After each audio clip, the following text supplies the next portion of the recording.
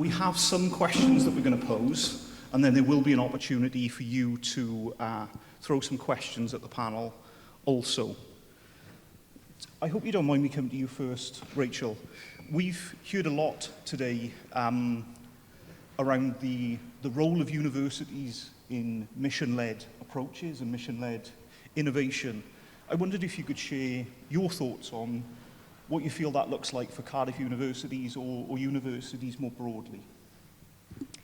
Thanks, Owen. And also I should say, Kelly can't be here because of extenuating circumstances, so we just send our love and best wishes to Kelly, and we miss her. So, yeah, from the perspective of universities, and these are my views, I should say, I'm not necessarily speaking on behalf of my institution, and some of my colleagues here might disagree with me, but I think we've been traditionally associated with certain phases of the innovation process, particularly around data technology, the evidence, building, the frontier knowledge, as Mariana might say.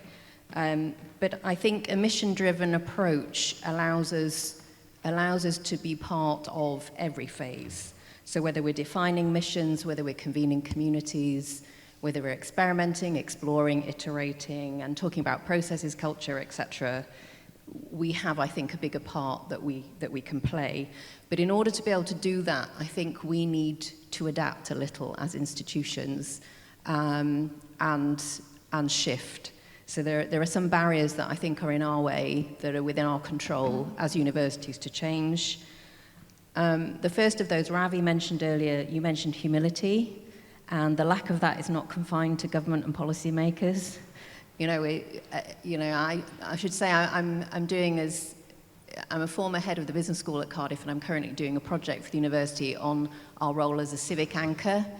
And somebody said to me, what we need from universities is humility, flexibility, and practicality. And I was like, oh dear, we have a bit of an issue with those three. But there is a sense of, you've heard people reference universities today as being world-class, world-leading centres of excellence. So we're caught in a system where we're forced to be competitive with one another. We're forced to claim how great we are continually. But we need to be able to come into rooms and co-create knowledge and solutions with others as an equal partner, not as the partner that knows everything. So I think we can see signs of us doing some of that, and certainly at our business school, a public value-oriented business school, we've had a different mindset, which has been working a little, but I think there's some greater change that's needed there. And we need our regulators, I think, and research councils and so on to keep nudging us towards that. I think it also makes it difficult for researchers to engage in translational research activities rather than traditional research activities. So we need to really start measuring and rewarding universities for doing different sorts of things as part of that. One of the other things is structurally, innovation is often situated with research in universities, and so linked to that portfolio. So it tends to be research and innovation, and innovation is a bit of the poor relation there, or has been, and it has meant that often we've been dominated by technological notions of innovation. And we've been slow to move, you were talking about inclusive innovation, responsible and social innovation. We've been slower to move into that space beyond science and technology, with humanities and social science as well. And we're seeing this changing. So on my little tour, on my civic project, Manchester has moved innovation out. It now sits with Richard Jones' Regional Innovation and Civic Engagement portfolio as Vice President. At Newcastle, knowledge transfer and impact sit with the Pro-Vice Chancellor for Civic Engagement. Edinburgh's got an offshoot of the University of Edinburgh Innovations. So we're seeing some different models that I think we can learn from. And the other thing is, of course, universities like rules. Ravi talked about breaking rules. It's not always easy in a university, but my motto is proceed until apprehended, and so we can normally work around that, but it makes it difficult when you're structuring things in that way. Just another couple of things. One is, we talk very much, and in listening today and thinking about the roles of universities, many of us think about researchers, but they're not our biggest human capital asset. Our students are. So Kafili, you talked about our students being part of your project, and I've talked to them as part of the work I'm doing. They care deeply about these issues, these global grand challenges, they also love the place that they're in. They love Cardiff. They will do anything for the city, and they're acutely aware of the issues in the city, and they're actually doing quite a lot around those in their own time. But they want to see this as part of their educational experience. We talk about creating generations of change makers, but we don't give them the opportunity to engage in innovation and change. And I mean, I'm talking generally there. I know there's people in the room. Catherine, I'm looking at you. She runs a gigantic first-year module with over 300 students, and we work with citizens and also with Compass and others to really give our students the chance to make change. And Ravi, you talked about the art of the possible. And when they come out of that activity, which is only at the sort of neighbourhood level, they will say, as an 18-year-old, I didn't really think I would ever be able to make a change. So there's something about that empowerment that comes through this. And finally, it's a point about walking the talk. Universities are big anchor institutions. We're, I think, the second biggest landowner, third biggest employer in the city. We are responsible, actually, for some of the issues in this city, and we need to own that, as well as thinking about how we teach and research around these issues.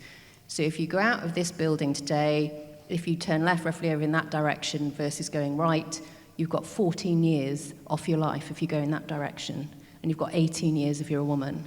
And we heard earlier from Tom about the cancer, 1 in 2 getting cancer. Well, if you're roughly in that area, you may not survive it, whereas if you're up that end, you will. So universities have a direct role to play in owning the responsibilities around that and then acting on them. So that's it. Thank you, Rachel. Powerful message to conclude, and a statement that I think I'm going to coin in terms of proceed until apprehended. I love that. I'm going to come to yourself now, Adrian, if that's okay. We'd like to know, what are your reflections on the potential evolution in your approach in Belfast? What potential or opportunities do you see for a mission-led approach? Yeah, it's an interesting one, because even over the last 2 days, being here, it's validated some of our thinking around the next evolution for the Belfast innovation landscape and ecosystem. One of the things that Alistair talked about earlier was, we've got 5 research centres of excellence, and they're capital bills, so they were a big focus, right? This nascent cloud-based innovation and inclusive innovation thing's really hard for people to tangibly get their heads around, but they can see these research centres of excellence, and they took priority. And because they took priority, it ignored the inclusive element of what was required from skills, from community intervention, et cetera, et cetera. We need to refocus and bring that a little bit back again, and it's really interesting, the whole point of humility. Andy Burnham was in Belfast about 2 months ago and talked about the humility in governance, and very much about having an ecosystem that knows that, I might be responsible for this, but am I best placed to kind of deliver on this? I think the Belfast ecosystem needs to go back and look at that and say, well, okay, where the responsibilities truly lie, but where can we best deploy the capabilities and innovation landscape and ecosystem? Because we've had the structure in place in Belfast, but we just haven't had the mission-based approach. We haven't had that collective objective vision that needs to be defined for a mission-based approach. And that's therefore led a lack of clarity around what could be achieved in that. I also think that in the last 10 minutes, listening to some of the things that were talked about, risk, right? We got to change the risk appetite in Belfast, and I think that's going to be driven by 2 things. I think the last speakers talked about, the NHS doesn't have any money. Well, most sectors don't have money.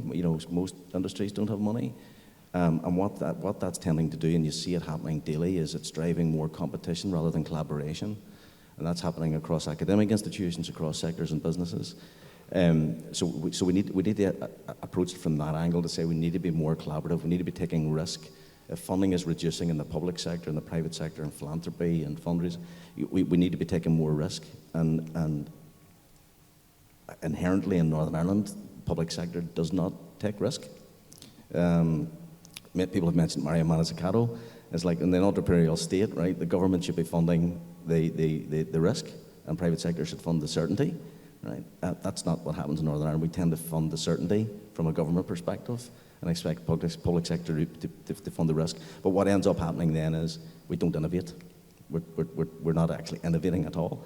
So we have to look at that. The other piece is, for me, I think how it's going to evolve is when you look at the quadruple helix, and I hate that term, but we'll throw it out there anyway, not all partners are seen as equals in the ecosystem, and that has to change. I don't think civic partners are not seen as equal, and certainly community-based partners aren't seen as equal. So there's a significant culture change that needs to happen in our ecosystem that allows to demonstrate what the value of innovation is, both at a public sector, within industry, and within communities. And I spoke to a few people yesterday. There's a really interesting research challenge around, what's the value of innovation and how do you translate that? Is it monetary? Is it fiscal? Or is it in terms of societal change? And I think it's both. But how do you relate that back to communities and societies? Because one of the things for me, innovators move really quickly, right? We all move really quickly. But if we don't engage with communities, societies, and industries to understand how technology is going to affect them and the impact that it potentially has on them, that's businesses and communities. We'll hear it all of the time, AI is going to drive that disruption. It's going to drive disruption for citizens, but it's also going to drive disruption for companies.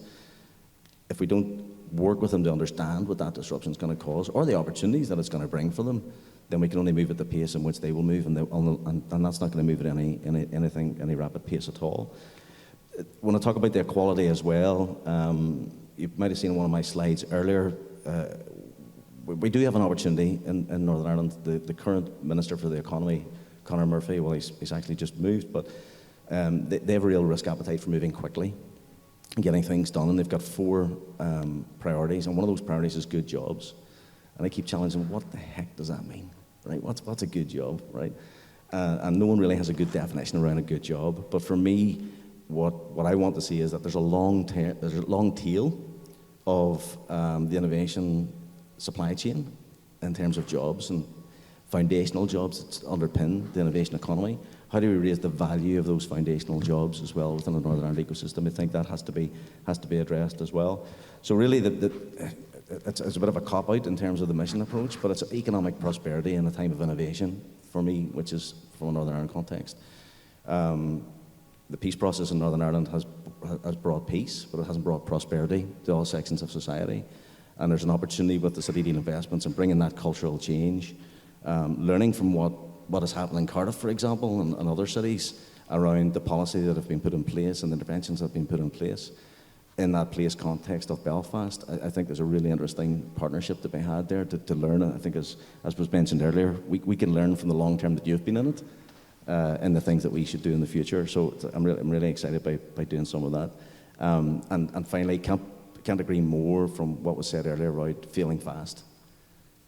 Changing that attitude to risk where if it's not working, kill it off. Ravi and I were talking about this last night. Paul Nurse did that as part of his review into the innovation landscapes for the UK. We're really poor at that. We keep just building on bad initiatives rather than saying it doesn't work and we need to stop that. So huge culture change needed in Belfast, but it's being driven by a lot of what we've heard in the last couple of days in engagements with yourselves.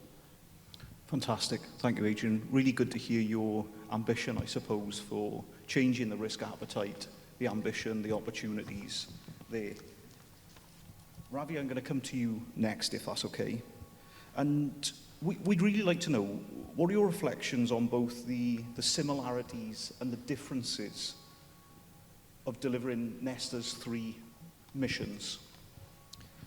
Perhaps I can start with the differences. We've got these 3 missions: a sustainable future, which is all about heat pumps and home decarbonisation; a fairer start, which is early years; and then a healthy life, which is about obesity.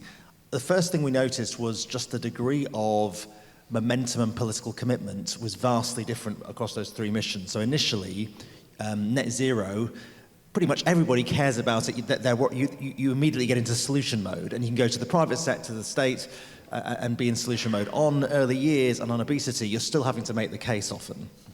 I think now, several years on, what I notice is 2 of those missions are caught up in a culture war. So net zero now and obesity, nanny state issues.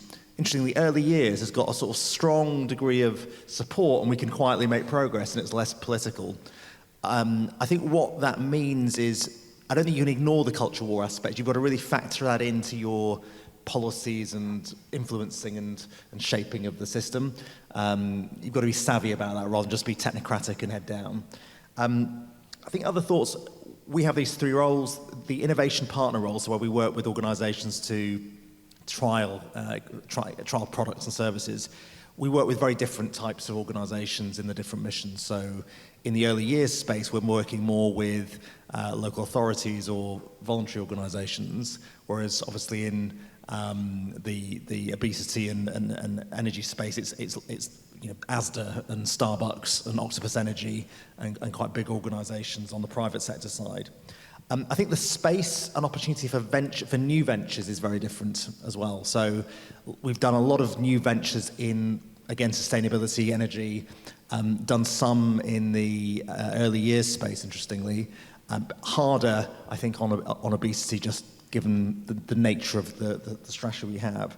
I think a couple of other thoughts is the way technology is disrupting each mission and also the role of human behaviour. So on the technology side, again, I would never have predicted this several years ago, but GLP-1s emerged and there is a genuinely different way of solving obesity that's entirely based on treatment versus prevention. Now, I think there is actually a synergy between the two, because if you do have a course of GLP-1s and return to the unhealthy food environment you're in, you'll have to have another course of GLP-1s, which is not where you want to be. So I think you can say this is a synergy, but there is now a real technological disruption in the obesity field. Similarly, AI is obviously changing all of the missions. Interestingly, I think the most potential is on the early years side, funnily enough, where as I said earlier, we're creating this company that uses speech and language therapy, that basically uses AI to vastly improve the reach of speech and language therapy. And early years is not a particularly tech-heavy field traditionally, but now I can see some potential for quite radical leaps in that area. Just the human behaviour side, I think, is interesting, because our approach on the obesity side is not to rely on individual willpower and dietary changes, because that just doesn't tend to work. We're trying to take out 200 calories from people's diets through reformulating products or getting the store layout to shift or supermarkets to shift their promotions. So it's almost without individuals making conscious behaviour changes. Whereas on heat pumps and homes, you've got to get people to make a big one-off choice, a major choice on investment. And then on the early years side, it's more about habitual change in terms of the way children interact with their parents or teachers. So the behaviour change challenge is quite different. Thank you, Ravi. That momentum and political commitment, I think, is an interesting one. And also when you start to look at the potential then for the early years technology, we've got some opportunities for more of a two-way conversation now. And I'm keen to hear from anyone who hasn't had the opportunity to input or ask a question yet. My name is Angela. I'm from the Stroke Association, which is a charity in the UK supporting a lot of people in Wales. I've heard some great talks today, and I want to talk a little bit about the third sector and its importance in all of this. I think the third sector is often thought of that nice to have if we can afford it, rather than an essential part of a pathway, like, for example, health and social care, when in fact these organisations are experts in themselves, in areas of research, in policy, but particularly in engaging with people who have lived experience and directly supporting them. And I would say don't underestimate engaging with them directly as well when you're looking to reach those people from all kinds of different backgrounds. And so I think my question to any of the panel members today is, how do you think there could be more visibility for those collaborative opportunities between the public sector and third sector? If I could just pick up on that. So, first of all, not to give you a slap in the wrist, but I'm the chair of the Community Foundation, and our chief executive goes crazy when people calls it the third sector and says it's actually the first sector in Northern Ireland. Because it's actually one of the most innovative, it's one of the most resilient and innovative sectors that we've got in Northern Ireland, but it's undervalued, right? Because it's had to survive. And the community voluntary sector, third sector, whatever, it has to be really resilient and innovative, the way that it uses funding and how it engages with people, etc. First thing I did when I took over as Community Foundation for Northern Ireland was establish a policy group within the organisation. As chair, we restructured the organisation because we work with thousands of groups every year, probably 2,000 groups every year in Northern Ireland. And the first thing that they said to us when we went back, we spent 12 months redoing our strategy, and the first thing they said was, we want you to be a fierce advocate for our voice at a policy level, at a political level, that we just don't get heard. So that's the role that we took on, established a whole new policy division within the Community Foundation for Northern Ireland, engaging with those communities to understand their needs and to translate that into innovative policy, which, quite frankly, has been the same policy for 25 years. So we're playing a role of how we do that. The other part that we do is that we provide enabling funds through our own grant making. We've got a £25 million endowment fund, and we manage 72 funds on behalf of philanthropists and trusts and foundations across Northern Ireland. So we influence how they fund and identify the right causes within the community voluntary sector to fund those causes, but then translate that into policy from a government perspective and vice versa. So as an example, we're running a digital futures project looking at digital exclusion within the third sector, the skills and lack of capabilities that exist within that, and how funders don't fund software systems, training, cybersecurity. They don't fund that stuff. We've brought Microsoft, HP, Dell, Department of Communities, Department of Economy, government, private sector, public sector, the third sector together, and how they develop a solution for that to embed that within communities. So there's a couple of really nice, interesting, that I would happy to pick up with you, examples in Northern Ireland that are happening to exactly doing that. Thank you, Adrian. I mean, I could speak a bit about how we see the role of the voluntary community sector in our different missions, if that's helpful. Interestingly, I think on obesity, we are primarily focused actually on manufacturers and supermarkets, partly because the 11 top supermarkets control about 95% of what is sold in terms of food. So that's where the point of leverage is the greatest. But on the other two missions, I think there are two quite interesting areas. One, on home retrofit, if we rely on a purely sort of individualistic approach to buying installation or heat pumps, we think it's going to be quite difficult to get the scale and pace of change required. And we also think we're going to have to do this more collectively often when we're decommissioning the gas grid or if we're doing heat networks. And that's where there is a real trust gap between government or private sector companies and communities, which I think is where community organisations, community energy organisations can play a huge role. We're looking at things like collectively purchasing heat pumps or doing clean neighbourhood transitions, and that's where perhaps consortia involving local governments, private sector and community organisations could potentially play quite a big role, because that social capital is a pretty critical glue for this. I think it's similar on the early years side, where one of the hypotheses about why Sure Start might have worked was the fact that it was much more community driven, and it built a certain degree of social capital. And again, it's hard to do that from quite hollowed out, distant public sector organisations. So I do think that the third sector is pretty critical in tackling that issue. Absolutely critical. And in the 25 years of my public service journey, every single role has been working with the third sector, so completely understand certainly the financial challenges as well and the way that they're supported. But it's worth just me mentioning, if you wanted a look at how we've approached innovation together with the third sector, there is a case study on the Cardiff Capital Region Challenge Fund around the redistribution kitchen for Wales. So utilising redistributed food with a charity called Fair Share, some incredible outcomes both for individuals, for the environment. There's a fantastic video on there which articulates that journey. Rachel? Yeah, I mean, I think we're all agreeing with the main point, and certainly in my school, the business school, some of our most established and productive partnerships are with third sector organisations. But that is something that happens, I don't know, it's sort of driven locally. I don't feel it, there's more that we can do institutionally. We don't have a situation always where third sector, first sector organisations are automatically around the table. And I think that we need to do more work on that to make sure that it's not happening sort of informally on the edges, but that the invitation is there up front, and they're the first organisations we turn to and not seen as the last. Thank you very much. Any further questions from the audience? I'll have that one. Great.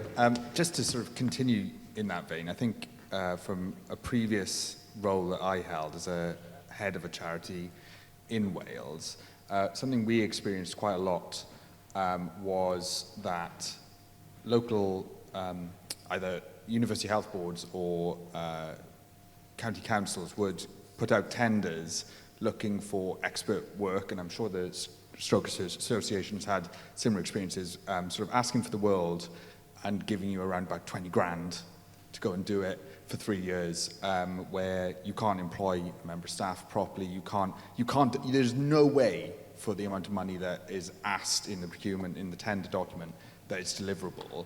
And on the one hand, that essentially means that a lot of the larger national charities are the only people who can put in for that, because they are the only people that can afford to put in that management and that skill set while also taking a loss, and therefore cutting out a lot of the smaller organisations in Wales. And Wales has, much like Northern Ireland, some great third sector, smaller organisations delivering on the ground level, which I think is amazing, but often just don't get a chance in terms of the procurement. But then equally, there's an undervaluing of the service being provided by the third sector, and it's almost like, oh, well, we can't afford to do it in-house because it would cost too much for us. So the only way we can do it is by putting it out to the third sector, but we expect them to deliver it for a way lower amount of money than if we were doing it in-house. So how do we pull on all of the different regional bodies that exist? I'm thinking of sort of regional partnership boards,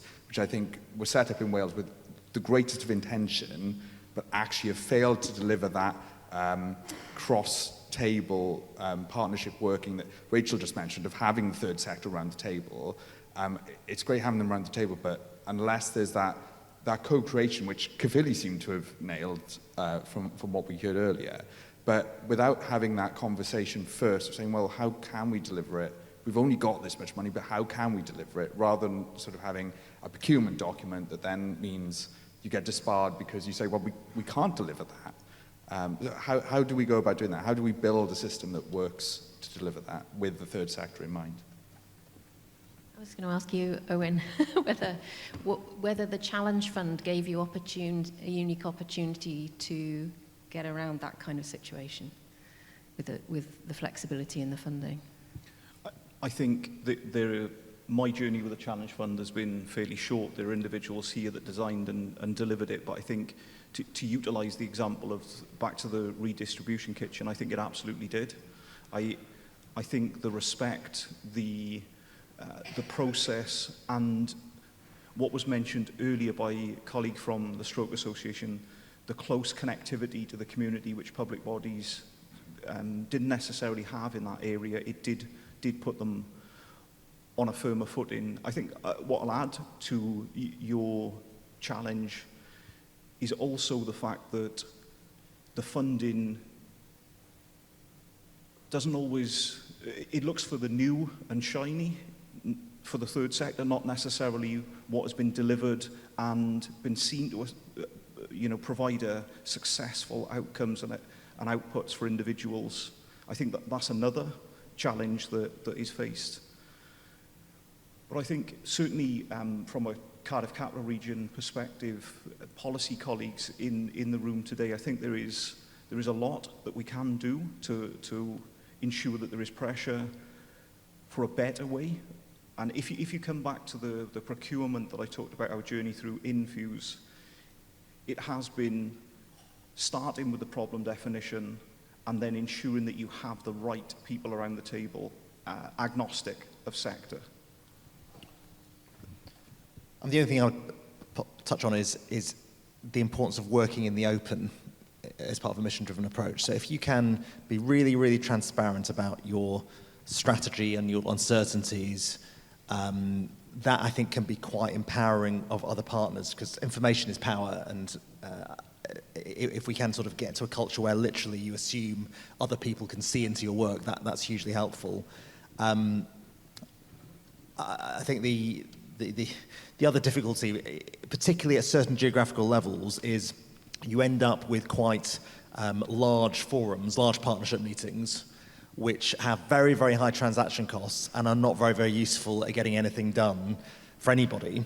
And I think we just need to sort of slightly innovate. It sounds stupid to innovate in meetings, but I think there's this Japanese principle called nemawashi, where what they tend to do is they have formal meetings and they are basically to bless an outcome, but all the work is done through lots and lots of one-to-one interactions with all the partners, and it's quite high effort. But that how do you manage a coalition and make everybody feel genuinely included? I think requires more work than saying, come to this meeting and we'll discuss this agenda for a short period of time. You can say one thing and then we'll conclude what I was saying anyway. So that practice of partnership, I think, is underestimated. One of the things just I would add to that, sorry, I'll move to the side so I can see. Yeah. Can you see me? One of the things I'd add to that is the person that was in my role previously was Jane Brady, who's now the head of the civil service in Northern Ireland. And Jane is a big advocate of the Mariano Mazzucato elements of mission-based approach. And what she's trying to do, and what's great, is having an innovator as head of the civil service and not a career civil servant. With all due respect to civil servants. But is that she's trying to innovate and bring a missions-based approach across departments. And the reason I say that is because, like, if we were talking to businesses and we were asking about an innovation environment, we would say if you're hierarchical, you're not going to deliver innovation, right? Because it's completely inefficient, you'll never make decisions. And that's how government departments are set up, they're hierarchical. So they tend to think as in, well, what's my responsibility if I'm Department for Communities? It's to fund community centres. Well, what's my Department of Health? It's to fund mental health. Well, hold on, the two things go hand in hand, right? And they're not thinking about it that way. So we're trying to look at maybe, and had conversations with Jane about this in the last couple of weeks, how do you bring more of a mission-based approach across departments so that you see the value of innovation and then you're optimising the funding that's being used? So as an example, we've done a bit of work in Northern Ireland around working with the third sector for young people who are on the edge of the criminal justice system. Because for every young person who goes into the criminal justice system, it's about £1.5 million, right, which comes out of the Department of Justice, but it has knock-on effect on education, on health, on mental health, all of the various different things, and longevity in that. So back to how do you take the value of innovation and what's the value of the work that you're doing? How do you translate that? That's one of the things we're looking at. But can we bring a collaborative approach, take a hierarchical piece out of it and say the Department of Justice, yes, you fund youth intervention programs, so do the Department of Education, so do the Department of Communities, so do the Department for the Economy. Can we work collectively here? And we did this with a pilot with the Rio Ferdinand Foundation, looking at how to engage underrepresented youth in an entrepreneurial ecosystem to provide them with self-efficacy, vision for the future, identify where their creativity is, and could they then be a future pipeline into employment, whether as an entrepreneur or into employment with innovation-based businesses, and that worked excessively well. And when we talked to, say, for Department of Justice and said, okay, you get funding youth projects, why are they not working? And they said, because we don't put anything in their pocket, right? So they were funding diversionary activity to take young people away from paramilitary activity, but there was no end game, right? So we're trying to bring a different approach to the mission-based funding across departments that says, let's look how we fund community interventions differently, but with a longer-term, more mission-based approach to the outcomes that are associated with it. Fantastic. I think we've got time for one more question. Okay, I'm not sure it's a question so much as a pondering. It was what you were saying about using AI for speech and language therapy in the early years. From speaking to speech and language therapists, they would say that they've got increasing problems because some kids are spending a lot of time on screens, so their parents aren't speaking to them, and that's why their language isn't coming along.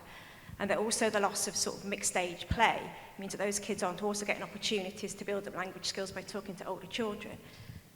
So the wider problem is that humans aren't interacting with these children, and that's speech and language. Poor speech and language is just one product of that. So if we're using AI to have a laser focus just to deal with the speech, then you're not addressing the wider problem that these children aren't having the human interactions. So is there a danger that if we focus too much on one particular aspect that we're missing the wider problems going on that's causing the situation? That's my question. Thank you very much. Stephen, do you want to offer a question as well, and then perhaps we'll... Yeah, hi guys. I guess my question is, I've spent the last 3.5 years looking at innovation within mobility, so how electrification and autonomous vehicles will impact the insurance industry. What we've seen there is a bit what Ravi referred to, is the sort of weaponization of, if you're on the right, are they more environmentally friendly? Are they going to catch fire more? The charging, the range, nothing's ready. when actually the reality on the ground is probably very different to that. What approach are you taking to bring the communities on that journey with you? Because most people aren't thinking about innovation. They're thinking about, how do I get the kids to school? How do I put food on the table? There's potholes that need filling outside. You've talked about the innovation that you're focused on has long-term delivery timescales and then benefits. So it's very hard for everyday people who are just trying to live their lives to get their head around, well, when am I going to see some return for that money that's being spent on something I don't understand or necessarily see the benefit of, and where I digest my media is telling me actually that's a bad thing. So how do you actually take those communities on the ground so they can feel the benefit as you're trying to deliver the innovation, not 5 years after it's delivered? Thank you very much. So, early years focus, and then, how can people connect with innovation right now? Anyone want to start? I can start on the early years side. So completely agree with you that actually what's crucial are human interactions between children and their parents or other children. So a lot of our work is actually about trying to enable that to happen in various different settings. But on AI specifically, I do think it's got potential in the speech and language therapy. Let me give you sort of 2 or 3 examples. One, the simplest thing it can do right now is reduce the amount of administrative time spent by speech and language therapists so they can spend more time with children, and it's quite a big saving. The second thing is triage. You've got huge waiting lists for people seeing a speech and language therapist, and we're not very good at working out, who should be prioritised, because one person's got a neurological issue, another person's got a tongue-tie issue, but it's not easy to diagnose that when they're in the waiting list. So we think that initial diagnostics can be done to sort of help prioritise the queue. Most interestingly, the big problem with speech and language therapy often is that people's practice is not very good. It's like any form of therapy or physiotherapy, we don't do a practice. One of the things the company's creating is a little sort of furry toy that can actually be your practice buddy to help you both prompt you for the right exercises, but also record and analyse whether your speech and language therapy is improving, and it can be more of an adaptive thing. So yeah, obviously we shouldn't be encouraging excessive screen time, but I do think there are examples in a range of therapeutic areas where the combination of face-to-face and digital tools will be a bit of a breakthrough, and particularly where you've got massive demand and the existing workforce will never be able to meet it in a timely fashion. And there's a window with children, you've got to do it quickly, if otherwise it's problematic. Just on the question of, so does innovation end up feeling a little sort of distant and indulgent and long-term to people? Is that the point? Thank you, Ravi. I'm going to come to Rachel first, and then yourself, Adrian. Just concise. We've got about 5 minutes. Okay. Coming back to that point, so this is maybe not an innovation, more of a growth example, but I mean, we've heard again in the last month or so, Cardiff, fastest growing city again, and we've heard that last couple of years, we're running ahead of many parts in the UK, but it's about what that growth then means. So we've always got a bit of a lag, but one example we might give is the work that we've done collaboratively across the city around the living wage between Citizens, Cymru, Cynnal Cymru, ourselves at the University, Cardiff Council, and now 300 employers. And it's 3 years ago that we became a living wage city, but we had some numbers this week that show that 105 million has gone back to the lowest paid workers in this city. And so you see that number coming out probably around St David's Day, where there's a campaign, and part of that is actually showing that the growth is inclusive, there's more to do, but that others are benefiting from that growth, and also actually to keep the pressure back on those of us anchors and employers to maintain that standard of a real living wage. So there's always a bit of a lag, but we're getting better, hopefully, at showing the benefits. Thank you, Rachel. Concluding thoughts from yourself, Adrian? So I'll touch on the second question first. So Northern Ireland, we have a relationship with San Diego, and there's a vice chancellor in the University College of San Diego called Mary Walshock. Mary's been very much in this innovation sort of space. How do you turn a developing economy that was defence in San Diego into a new sort of tech-focused? And they had exactly that problem. How do you bring people along with it? And it's back to the language is important, inclusive language is important, and us reflecting on ourselves, how we're speaking about that. And the way, very quickly, the way they did that was, what do people understand the value of a Super Bowl? And they went out to communities and said to communities, do you know how much we're generating out of this big AI centre in you? 5 Super Bowls. We're like, what? Yeah, because they know that it's really lucky if one city gets 1 Super Bowl in its lifetime, but they get 5 Super Bowls. So that reflecting the value of that back to communities in a way that they could understand and go, wow, hold on, 5 Super Bowls. That was a huge enabler.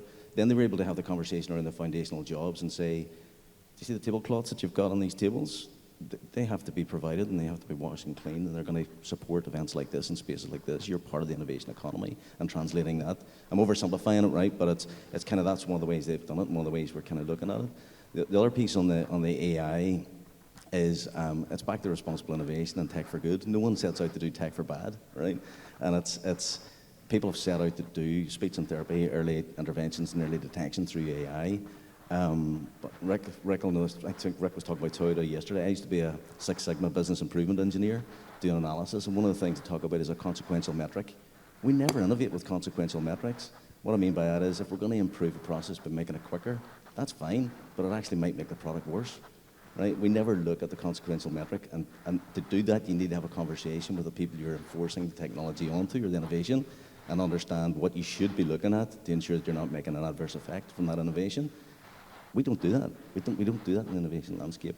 We innovate for good, setting out thinking that we're actually going to develop a process or a product in a way that's going to be beneficial, but ultimately may have an impact elsewhere.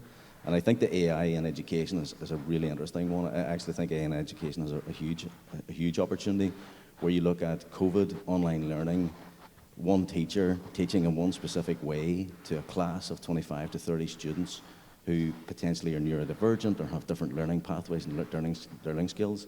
AI can present that material to students in a way that they can consume and understand in a better way than a single teacher can.